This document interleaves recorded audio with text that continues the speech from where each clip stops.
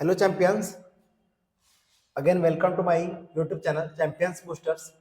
आज हम लोग देखेंगे वर्क एनर्जी पावर। इसमें एक इंपॉर्टेंट कंसेप्ट भी हम लोग देखेंगे और जो पूछा गया क्वेश्चन है जैक बोर्ड में वो देखेंगे। और ये बहुत ही शॉर्ट फॉर्म, बहुत कम टाइम में देखेंगे, 15 मिनट में। और इंपॉर्टेंट क्वेश्चन जो जैक बोर्ड में पूछा गया है वो करेंगे। तो मेरा पहला क्वेश्चन है, work done bye a force is zero when the angle between force and displacement. मतलब वर्क जीरो कब होगा, ये पूछा है आपसे। वर्क जीरो कब होगा? 0 डिग्री पे, 30 डिग्री पे, 60 डिग्री पे, 90 डिग्री पे। जैसा कि हम लोग को पता है वर्क बराबर एक फॉर्मूला हम लोग कर रखे हैं, एफ डी कॉस थीटा। ठीक है, तो भाई वर्क जीरो होने के लिए थीटा का कौन सा वैल्यू होगा? कॉस थीटा में कितना वैल्यू डालेंगे? तो जनरली कॉस थीटा में अगर हम डालते हैं 90 डिग्री, तो आपका एफ डी कॉस थीटा का जो वैल्यू होगा जीरो होगा। कॉस 90 का जो वैल्यू होता है वो जीरो होता है। कॉस 90 का वैल्यू कितना होता है? जीरो। तो आप इसमें 90 डिग्री आपका सही होगा। आपकी फॉर्मूला बहुत इंपॉर्टेंट है, आप इसे याद करके चलिए। आपने पहले भी पढ़ चुका होगा, और नहीं पढ़े तो इसमें हम कंसेप्ट करा ही रहे आप लोग को, जैसा कि पता है। नेक्स्ट क्वेश्चन है, SI unit of work is. आप इसका आंसर भी बता सकते हैं क्या होगा। इसका जो सही आंसर होगा वो जूल होगा। ठीक है, अच्छा वाट किसका एसआई यूनिट है? पावर का है, पहले ही बता चुका हमने। नेक्स्ट, न्यूटन किसका यूनिट है? तो फोर्स का है। अच्छा, अर्ग क्या है?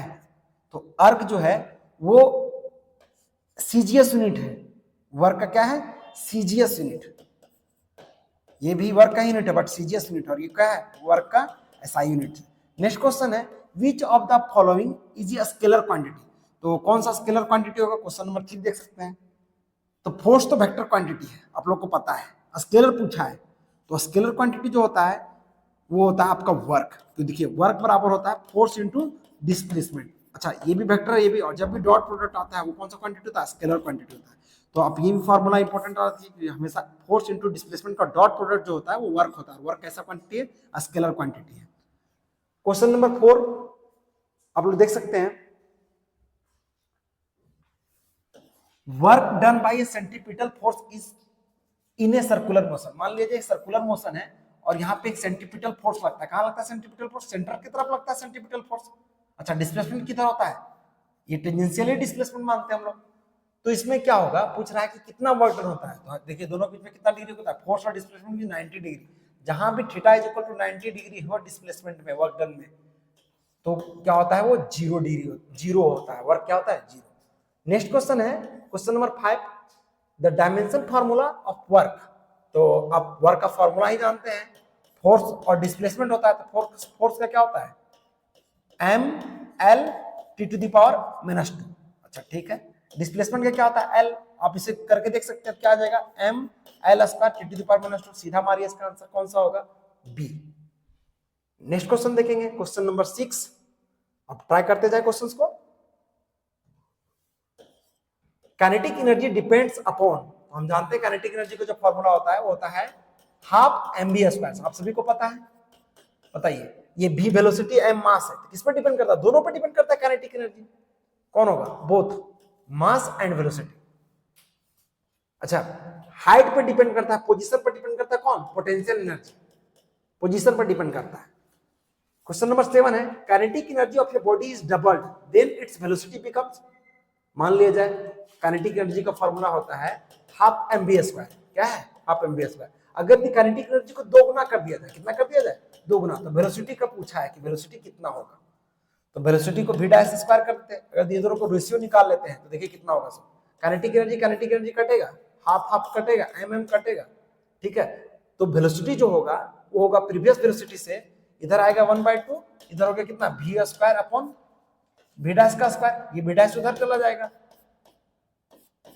तो ये हो जाएगा 2 इंटू वी स्क्वायर। अब इधर से रूट वी डैश बराबर कितना आएगा? न्यू वेलोसिटी ही ना है, तो न्यू वेलोसिटी बराबर क्या होगा? √2 इंटू वी स्क्वायर, जो कि √2v होगा। कितना होगा? √2v, मतलब √2 टाइम्स आपका सही आंसर होगा। अब देखिए प्रोसेस भी कर दिए हैं, और इस तरह क्वेश्चन छोटा न्यूमेरिकल आ सकता है, इसलिए आप लोग को दिया गया है, और शायद पिछले ईयर पूछा भी गया है। Question number 8, potential energy depends upon. तो पोटेंशियल एनर्जी का फॉर्मूला हम लोग ऐसा भी देखते थे, mgh के फॉर्म में होता है। तो किस पे डिपेंड करता है? स्पीड पे नहीं, डायरेक्शन पे नहीं, पोजीशन पे। एस, ड्यू टू पोजीशन होता है। पोटेंशियल एनर्जी क्या होता है? Due to position. नेक्स्ट है यूनिट ऑफ एनर्जी, एनर्जी का क्या यूनिट होता है, हम लोग पहले भी देख चुके हैं, एनर्जी का जो यूनिट होता है वो जूल होता है। क्या होता है आपका ये नंबर सही आंसर। अच्छा ये वाट किसका यूनिट होता है, तो पावर का यूनिट होता है। अच्छा न्यूटन किसका यूनिट होता है, तो फोर्स का होता है। अच्छा पास्कल किसका होता है, प्रेशर का होता है। किसका होता है, प्रेशर का। क्वेश्चन नंबर 10 है, a body in motion always has, अगर कोई ऑब्जेक्ट मोशन कर रहा है तो उसके पास क्या होगा, तो उसके पास काइनेटिक एनर्जी होगा। कोई भी ऑब्जेक्ट मोशन है दैट मींस काइनेटिक एनर्जी। अच्छा कोई ऑब्जेक्ट किसी पोजीशन पे है तो वो कौन सा होता है, तो पोटेंशियल एनर्जी। क्या होता है, पोटेंशियल एनर्जी। तो यहाँ पे मोशन पूछा है तो इसका जो आंसर होगा वो सी होगा, काइनेटिक एनर्जी। नेक्स्ट क्वेश्चन हम लोग देखते हैं, क्वेश्चन नंबर 10 तक कर लिया। क्वेश्चन नंबर 11 क्या है, question number 11, work done by friction is generally, तो जब भी work done by friction is पूछे तो देखिए क्या होता है, अगर ये फोर्स आगे लग रहा है, फ्रिक्शन फोर्स कहां जनरेट होता है, पीछे की तरफ, तो ये नेगेटिव होता है। ऑलवेज क्या होता है, नेगेटिव। फ्रिक्शन फोर्स कैसा लगता है, negative. Okay, power is defined as, power क्या होता है, तो पावर जो होता है वो होता है डी बाई डी टी होता है। रेट ऑफ डूइंग वर्क बोलते हैं या rate of change of energy बोलते हैं। आपका सी नंबर होगा। देखिए ये डेल्टा का मतलब चेंज वर्ड को इंडिकेट करता है। नेक्स्ट है क्वेश्चन नंबर 13, क्या पूछ रहा है, एसआई यूनिट ऑफ पावर, तो एसआई यूनिट ऑफ पावर क्या होता है, वाट। अच्छा ये हॉर्स पावर पावर का यूनिट है, बट ये कॉमर्शियल यूनिट है जो हम लोग जनरली यूज करते हैं हॉर्स पावर में, कॉमर्शियल यूनिट है। कैसा है, कॉमर्शियल यूनिट है। नेक्स्ट क्वेश्चन है, 1 हॉर्स पावर 1 एचपी, बहुत फेमस क्वेश्चन है, क्लास 9th में भी आप लोग पढ़े हैं। 746 होता है, कितना होता है, 746 वाट। आपका ये नंबर सही होगा। क्वेश्चन नंबर 15, ये body thrown vertically upward has maximum potential energy, किसी ऑब्जेक्ट को अर्थ सरफेस से हम फेंकते हैं अपवर्ड, तो मैक्सिमम पोटेंशियल एनर्जी कब होगा, तो जब मैक्सिमम हाइट होगा। तो मैक्सिमम हाइट पे कहां पे होगा, सी नंबर सही होगा। एक्चुअली इसका जो फॉर्मूला होता है पोटेंशियल एनर्जी का वो होता है mgh होता है। कितना होता है, mgh। जब हाइट मैक्सिमम होगा तो पोटेंशियल एनर्जी मैक्सिमम होगा, क्योंकि ये m और g तो कांस्टेंट है, टोटली डिपेंड अपॉन h, तो आपका सी नंबर होगा। ठीक है, नेक्स्ट क्वेश्चन हम लोग देखते हैं, क्वेश्चन नंबर 16 क्या बोलता है, क्वेश्चन नंबर 16, क्वेश्चन नंबर 16 जो है, the work energy theorem state that, तो हम जानते हैं work done by all, work done by all forces equal to change in kinetic energy, किसके बराबर होता है, चेंज इन काइनेटिक एनर्जी। तो कौन सा ऑप्शन सही होगा, देखिए आप लोग, बी नंबर। अच्छा क्वेश्चन नंबर 17 क्या है, विच फोर्स इज कंजर्वेटिव, तो ये क्वेश्चन अगर आप लोग हमारे सीरीज को फॉलो कर रहे हैं और क्लास 11 के लिए बहुत कम टाइम में कवर करवा रहे हैं, तो आप पहले भी क्वेश्चन करवा चुके हैं कि कंजर्वेटिव क्या होता है, नॉन कंजर्वेटिव क्या होता है। तो कंजर्वेटिव फोर्स वह फोर्स होता है जो पाथ इंडिपेंडेंट होता है। तो फ्रिक्शन जो है वो पाथ डिपेंडेंट है, वो सरफेस पर डिपेंड करता है, तो फ्रिक्शन तो होगा नहीं। अच्छा एयर रेजिस्टेंस ये भी नहीं होगा। ग्रेविटेशनल फोर्स, ये सी नंबर आपका सही होगा, कंजर्वेटिव फोर्स, और इसे सेंट्रल फोर्स भी के नाम से भी जानते हैं। जहां भी सेंट्रल फोर्स आया और 1/r² के टर्म में आया वो सेंट्रल फोर्स होता है। कैसा होता है, सेंट्रल फोर्स।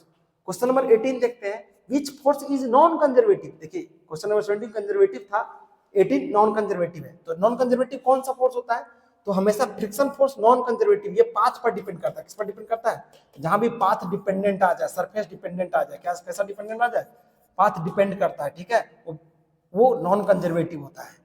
क्वेश्चन नंबर 19 देखते हैं, potential energy of a body of mass m at height h, तो इसका जो सही होगा वो ये नंबर होगा mgh। ऐसे भी पोटेंशियल एनर्जी का हम लोग जनरली जो इसका फॉर्म देखे हैं वो mgh के फॉर्म में देखे हैं, तो ये भी आपका सही आंसर होगा, क्वेश्चन नंबर ये। नेक्स्ट क्वेश्चन है क्वेश्चन नंबर 20, क्या है, ये moving body comes to rest due to friction because, कोई ऑब्जेक्ट है वो क्या कर रहा है, फ्रिक्शन की वजह से जाकर रुक जाता है, तो क्या बोल सकते हैं उसे, तो जो फ्रिक्शन जो है वो आपका kinetic energy converts to heat बोल सकते हैं, उसका काइनेटिक एनर्जी हीट में कन्वर्ट हो जा रहा है। ठीक है, ये आपका सी नंबर सही होगा। एनर्जी डिस्ट्रॉय, हाँ ऐसा भी हो सकता है energy destroy, but more appropriate है कि कोई मोशन वाला मूविंग बॉडी है वो रुक रहा है, तो वो जनरली वो हीट में कन्वर्ट हो जा रहा है। ठीक है, और अदर एनर्जी में भी कन्वर्ट होता है, बट उसका kinetic energy converts into heat बोल सकते हैं, क्योंकि फ्रिक्शनल फोर्स हीट को एक रिप्रेजेंट करता है। नेक्स्ट है 20 number 1, mechanical energy is the sum of. तो मैकेनिकल एनर्जी जो होता है हीट और लाइट एनर्जी का होता है, नहीं, काइनेटिक एनर्जी पोटेंशियल एनर्जी के सम होता है। याद रखिएगा, टोटल एनर्जी भी बोलते हैं मैकेनिकल एनर्जी को, हमेशा किसके बराबर होता है, potential energy plus kinetic energy. ये बहुत ही इंपॉर्टेंट कंसेप्ट है, आप लोग हमेशा से ध्यान रखिएगा। मैकेनिकल एनर्जी जो होता है एमई बोलते हैं, और ये हमेशा पोटेंशियल एनर्जी, पी को क्या पोटेंशियल एनर्जी और के को क्या काइनेटिक एनर्जी, हमेशा ये दोनों का समेशन के बराबर होता है मैकेनिकल एनर्जी। नेक्स्ट क्वेश्चन है question number 22, when no external force acts mechanical energy remains. किसी ऑब्जेक्ट पे अगर दी एक्सटर्नल फोर्स क्या हो, जीरो, एक्सटर्नल फोर्स क्या हो, जीरो, तो वहां पे मैकेनिकल एनर्जी क्या रहता है, कंजर्व रहता है, कांस्टेंट रहता है। क्या होता है, कांस्टेंट होता है। जैसे आप समझ सकते हैं, अगर आप किसी प्रकार का वर्क आप पे नहीं हो रहा है तो आपका जो एनर्जी है वो हमेशा सेम बना रहता है, कांस्टेंट रहता है, इसीलिए मैकेनिकल एनर्जी कंजर्वेशन लगाते हैं। ठीक है, अब इसे ध्यान रखिएगा, जब भी external force zero, external work zero, तो मैकेनिकल एनर्जी क्या रहता है, कंजर्व, और इसी को कांस्टेंट वर्ड से यहाँ पे बोला है। अब इसे समझ भी सकते हैं। Question number 23, the area under force and displacement graphs. देखिए, आप फोर्स और डिस्प्लेसमेंट ग्राफ हम बनाते हैं तो इसका एरिया क्या देगा, फोर्स इंटू डिस्प्लेसमेंट, एरिया को क्या बोलते हैं, एरिया वर्ड जहां भी आए उसका मतलब होता है मल्टीप्लीकेशन। कौन सा मतलब होता है, मल्टीप्लीकेशन। आप लोग बहुत पहले से मेरे क्लास में पढ़ रहे होंगे तो आप लोग को पता होगा। अच्छा, ये मल्टीप्लीकेशन है तो किसको रेफर करता है, मल्टीप्लीकेशन, फोर्स और डब्ल्यू का, फोर्स और डी का मल्टीप्लीकेशन, तो वर्क को रिप्रेजेंट करता है। किसको रिप्रेजेंट करता है, वर्क को। नेक्स्ट क्वेश्चन है क्वेश्चन नंबर 24, आप भी देख सकते हैं, ये क्वेश्चन बहुत बार पूछा जाता है एग्जाम में। Power of a body moving with constant velocity भी अंडर फोर्स इज। तो जानते हैं पावर पूछा है और फोर्स और वेलोसिटी का जो रिलेशन होता है वो फोर्स इंटू वी होता है। अच्छा, इसे समझते हैं ये कैसे आता है। जैसे कि हम लोग जानते हैं P is equal to W upon ये dt होता है, तो W को क्या लिख सकते हैं, फोर्स इंटू डिस्प्लेसमेंट। अच्छा, dt को क्या लिख सकते हैं, तो dr अपॉन dt को ही तो वेलोसिटी लिखते हैं। तो आपका जो पावर बराबर फॉर्मूला होता है वो आता है F इंटू वी। कौन सा ऑप्शन सही होगा, ऑप्शन नंबर बी आपका राइट है। देन हम लोग चलते हैं क्वेश्चन नंबर 25 के पास, और ये बहुत ही इंपॉर्टेंट क्वेश्चन है, इसमें हम लोग ज्यादा क्वेश्चन कर रहे हैं हम लोग, और बहुत कम टाइम में ही कर लेंगे, ऑब्वियसली 15 मिनट में आप लोग का कवर हो जाएगा। तो आप लोग इसे देखते चले और करते चले। यूनिट ऑफ पोटेंशियल एनर्जी, तो जो एनर्जी का यूनिट होता है वही पोटेंशियल एनर्जी का यूनिट होता है, और वही काइनेटिक एनर्जी का यूनिट होता है। तो आप एनर्जी का यूनिट जानते हैं क्या होता है, जूल, तो इसका भी बी नंबर जूल होगा। नेक्स्ट है question number 26, spring stores energy in the form of. किसी भी स्प्रिंग को या तो कंप्रेस करते हैं, या तो उसे दबाते हैं, या फिर उसे खींचते हैं, एलोंगेट करते हैं, तो हमेशा जो स्प्रिंग है वो पोटेंशियल एनर्जी के फॉर्म में अपने अंदर एनर्जी को स्टोर करता है। ठीक है, क्वेश्चन नंबर 27 की तरफ चलते हैं। क्वेश्चन नंबर 27 क्या है, देखिए, आप लोग को स्प्रिंग भी पढ़ना था, वर्क एनर्जी पावर में, उससे रिलेटेड क्वेश्चंस कई बार पूछा आप लोग एग्जाम में। तो अब क्वेश्चन नंबर 27 को देखते हैं। The energy stored in stretched spring. Stretched spring मतलब किसी स्प्रिंग को खींच दिया जाता है। क्या कर दिया जाता है, खींच दिया जाता है। तो क्या होगा, तो हाफ के एक्स स्क्वायर के फॉर्म में होता है। किस फॉर्म में होता है, हाफ के एक्स स्क्वायर के फॉर्म में। नेक्स्ट है the law of conservation of energy. तो law of conservation of energy मतलब समझ रहे, एनर्जी कंजर्व का मतलब क्या होता है, तो आप सुने भी होंगे, आप जानते होंगे, हमेशा एनर्जी कंजर्व रहता है। Energy can neither be created और नॉट डिस्ट्रॉयड। ये सी नंबर स्टेटमेंट आपका सही होगा। मतलब स्टेटमेंट पूछा था। Question number 29, which quantity has same unit as work. कौन सा क्वांटिटी इसमें वर्क का यूनिट के बराबर होता है। तो हमें ध्यान रखते हैं, हम लोग जानते हैं वर्क और एनर्जी जो इक्विवेलेंट होता है। तो आपका जो सही आंसर होगा वो बी होगा। जो यूनिट वर्क का होता है वही यूनिट एनर्जी का होता है, साथ में साथ जो डायमेंशन वर्क का होता है वही डायमेंशन एनर्जी का भी होता है। ये बात ध्यान रखिएगा। क्वेश्चन नंबर 30 जो है, ये body moving in a circle has work done bye A centripetal force. ये क्वेश्चन पहले भी हम लोग कर चुका है। किसी भी सेंट्रीपिटल फोर्स की वजह से जो वर्क होता है सर्कल में हमेशा जीरो के बराबर होता है, क्योंकि डिस्प्लेसमेंट परपेंडिकुलर होता है फोर्स के, इसलिए 90 डिग्री होता है दोनों के बीच में। हम जानते हैं W बराबर होता है F इंटू डी और cos थीटा होता है। cos 90 डिग्री होता है दोनों के बीच में, तो जीरो हो जाता है। वर्क किसके बराबर होता है? जीरो के बराबर, क्योंकि cos 90 का वैल्यू कितना होता है? जीरो, और cos 90 का वैल्यू जीरो होगा तो जीरो होगा। नेक्स्ट है हम लोग देखते हैं क्वेश्चन नंबर 31। क्या बोल रहा है question number 31? Work done by gravitational force depends upon, किस पे डिपेंड करता है ग्रेविटेशनल फोर्स? तो ग्रेविटेशनल फोर्स डिपेंड करता है इनिशियल और फाइनल पोजीशन पे। देखिए जहां पे पोजीशन डिपेंडेंट होता है वो कंजर्वेटिव फोर्स होता है। कैसा फोर्स होता है? Conservative force. और हमेशा ये पाथ पर डिपेंड नहीं करता है, सिर्फ जहां से शुरुआत हो रहा है और जहां पे जा रहा है रास्ता पे डिपेंड नहीं करता है। ये बात भी ध्यान रखिएगा। Question number 32, which quantity is conserved in an isolated system? कौन सा क्वांटिटी कंजर्व होता है आइसोलेटेड सिस्टम में? तो कोई आइसोलेटेड सिस्टम है, उसे एक्सटर्नल फोर्स नहीं लग रहा है, तो उसमें मैकेनिकल एनर्जी कंजर्व होता है। कौन सा एनर्जी? और इस मैकेनिकल एनर्जी को टोटल एनर्जी भी बोलते हैं। कौन सा energy? Total energy. Total energy किसके बराबर होता है? Kinetic energy plus potential energy के बराबर होता है। नेक्स्ट है क्वेश्चन नंबर 33। क्वेश्चन नंबर 33 है, आप उसे कर सकते हैं। क्या बोल रहा है? When a body falls freely, its kinetic energy, कोई ऑब्जेक्ट ऊपर से फ्रीली छोड़ देते हैं तो क्या होता है काइनेटिक एनर्जी? जैसे ऑब्जेक्ट को छोड़ेंगे उसका वेलोसिटी वो इंक्रीज करता है। क्या होता है? इंक्रीज। तो वेलोसिटी इंक्रीज करेगा तो काइनेटिक एनर्जी इंक्रीज करेगा। क्या जानते हैं हम लोग? काइनेटिक एनर्जी बराबर हाफ mv² के बराबर होता है। तो velocity increase that means kinetic energy increase. हमें काइनेटिक एनर्जी पूछा था, तो काइनेटिक एनर्जी भी क्या होगा? इंक्रीज करेगा। Question number 34, if speed of a body is doubled, it's kinetic energy becomes. तो काइनेटिक एनर्जी के बारे में पूछा है, तो स्पीड डबल कर देते हैं। तो मान लिया स्पीड को डबल कर दिए, तो नॉर्मली तो होता है हाफ mv²। अगर इसको 2 गुना कर दे, कितना गुना कर दे? 2 गुना, तो कितना हो जाएगा? 4 टाइम्स हो जाएगा, क्योंकि 2 का स्क्वायर मतलब कितना, किसके बराबर होगा? 4v² हो जाएगा, मतलब 2 टाइम्स बढ़ जाएगा। 4 टाइम्स हो जाएगा। कितना टाइम्स हो जाएगा? 4 टाइम्स। नेक्स्ट है work done bye A frictional is converted into heat energy. जब भी फ्रिक्शन फोर्स आए और कन्वर्टेड का बात करें, तो जब भी फ्रिक्शन होता है उसकी वजह से हीट जनरेट होता है। तो फ्रिक्शनल फोर्स जो है वो उसका जो वर्क होता है वो हीट में कन्वर्ट हो जाता है। किसमें कन्वर्ट होता है? हीट में। नेक्स्ट क्वेश्चन है 36, ये body of mass m moving with velocity v has kinetic energy. तो मास ही पता है, वेलोसिटी भी पता है, काइनेटिक एनर्जी पूछा है, किसके बराबर होता है? Half mv²। फार्मूला ही पूछा डायरेक्ट। नेक्स्ट है question number 37, the work done in a lifting a body against the gravity is stored as. अगर यदि हमें क्या करते हैं, हम क्या करते हैं, एक ऑब्जेक्ट को हम लोग ऊपर उठाते हैं अगेंस्ट द ग्रेविटी, तो किस फॉर्म में स्टोर्ड होता है? तो पोटेंशियल एनर्जी में स्टोर्ड होता है। जितना ऊपर जाएंगे उसका पोटेंशियल एनर्जी बढ़ेगा। पोटेंशियल एनर्जी बराबर क्या होता है? mgh। Against the gravity work कर रहा है तो पोटेंशियल एनर्जी बढ़ेगा। और हम जानते हैं जब भी अगेंस्ट द ग्रेविटी वर्क करते हैं, कंजर्वेटिव फोर्स का अगेंस्ट वर्क होता है, तो नेगेटिव होता है वो वर्क डन, और उसे पोटेंशियल एनर्जी बोलता है। क्या बोलते हैं? Potential energy. क्योंकि जानते हैं पोटेंशियल एनर्जी बराबर होता है minus work done by conservative force. याद रखिएगा, पोटेंशियल एनर्जी अगर वर्क निकाल ले रहे हैं तो पोटेंशियल एनर्जी निकाल लीजिएगा। Question number 38, when force and displacement are in opposite direction. अगर भी किसी ऑब्जेक्ट पे फोर्स लग रहा है आई एक्सिस में और डिस्प्लेसमेंट किधर हो रहा है? इधर।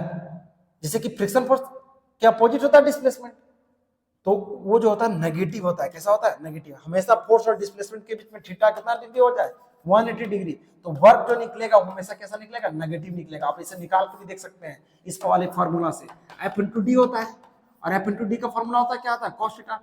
कॉस का वैल्यू कितना लेंगे अगर अपोजिट डायरेक्शन में होगा? तो अपोजिट डायरेक्शन में होगा तो कॉस का वैल्यू 180 डिग्री लेंगे। आप इसे सॉल्व कीजिएगा तो 180 डिग्री होता है साइन, मतलब नेगेटिव आता है। किसके बराबर होता है? नेगेटिव। क्योंकि cos 180 डिग्री वैल्यू होता है -1, तो ये आता है आपका सी नंबर। नेक्स्ट क्वेश्चन है क्वेश्चन नंबर 39।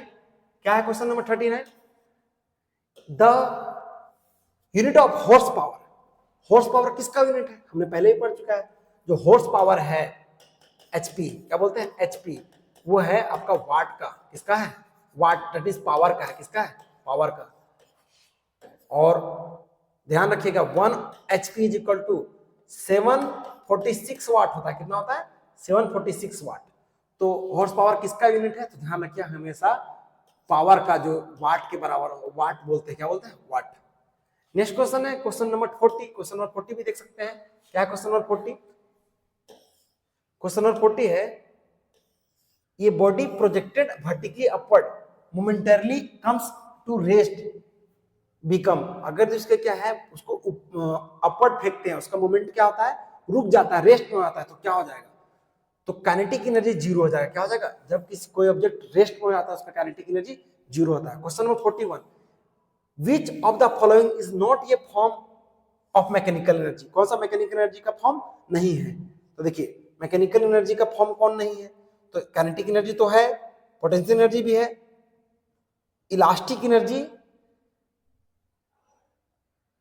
इलास्टिक एनर्जी भी आएगा क्योंकि पोटेंशियल एनर्जी में आता है। आपका हीट एनर्जी आपका नहीं फॉर्म है, हीट एनर्जी मैकेनिकल एनर्जी का फॉर्म नहीं है। आपका ये तीनों मैकेनिकल एनर्जी का फॉर्म है।